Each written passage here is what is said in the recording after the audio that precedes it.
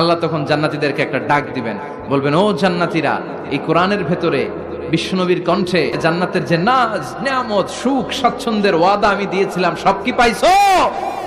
জান্নাতীরা বলবে, সব পাইছি। একজন হাত তুলে বলবে, আল্লাহ একটা বাকি আছে।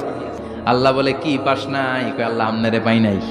যে এই নাজ নিয়ামতের ব্যবস্থা আমাদেরকে করে দিল, ওই আল্লাহরই তো পেলাম না। আল্লাহ বলেন, উজুহু ইয়াউমাইযিন নাযিরা ইলা রাব্বিহা নাযিরা। সেদিন মানুষগুলো আমার দিকে এরকম পাগলের মতো তাকিয়ে থাকবে। আমি আমার সৌন্দর্যের আলোকচ্ছটা সেদিন আর গোপন রাখবো না। জান্নাতীদের কাছে আমি আমার সব প্রকাশ করে দেব। আল্লাহ পর্দার পেছন থেকে তার নূরের সৌন্দর্য সেদিন প্রকাশ করে দেবে। খুব অল্প সময়ের জন্য আল্লাহর নূরের তাজাল্লি দেখাবে। এমন না যে ওখানে নূরের তাজাল্লি অনেকক্ষণ দেখা যাবে, না, স্বল্প সময়ের জন্য।